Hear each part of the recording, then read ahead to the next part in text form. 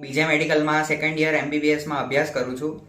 2 દિવસ પહેલાં આ બનાવમાં હું ત્યાં મેસમાં જમતો હતો. આ મેસ 2 માળની બિલ્ડિંગ છે. હું ત્યાં 1 કલાક ને 30 મિનિટે હું ત્યાં જમવા ગયો હતો અને અચાનક જ ખબર નહીં 1 કલાક અને 40 મિનિટે કંઈ બનાવ બન્યો હતો.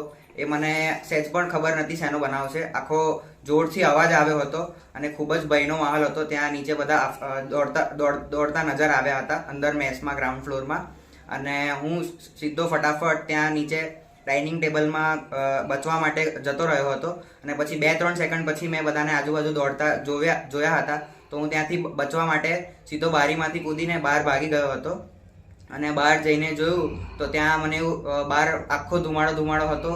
ત્યાં ખૂબ જ ભયનો માહોલ હતો અને ત્યાં લોકોને મેં પૂછ્યું પછી એમનાથી જાણવા મળ્યું કે આ એક પ્લેન ક્રેશનો બનાવ બન્યો છે.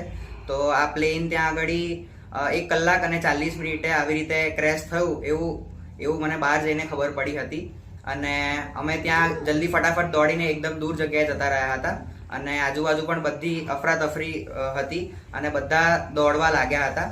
અને ત્યાં અચાનક જ પછી રાહત કામગીરી માટે ફાયર ફાઇટર, એમ્બ્યુલન્સ અને એનએસજી કમાન્ડો અને સીઆઈએસએફની ટીમ આવી ગઈ હતી.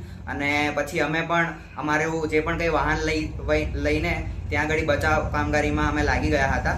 અને જે પણ કંઈ લોકો ફર્સ્ટ ફ્લોર પર હતા, આ મુખ્ય બનાવ આ ફર્સ્ટ ફ્લોર પર હતો એ બિલ્ડિંગનો. એ બિલ્ડિંગની એક્ઝેક્ટ બાજુમાં એક બીજી બિલ્ડિંગ હતી, 6 માળની બિલ્ડિંગ. તો ત્યાં આગળ વચ્ચે પતલો રસ્તો અને એની બાજુમાં આ 6 ફ્લોરની બિલ્ડિંગ હતી. તો ત્યાં આગળ સ્ટાફ ક્વાર્ટર્સ હતો અને આ અમારી જે બિલ્ડિંગ હતી એ મેસ હતી કે જ્યાં અમે દરરોજ જમવા જતા હોઈએ સવાર અને સાંજે. અને આ 2 માળની બિલ્ડિંગ હતી. તો આમાં હું ગ્રાઉન્ડ ફ્લોરે બેઠો હતો અને ફર્સ્ટ ફ્લોરે આ બનાવ બન્યો હતો.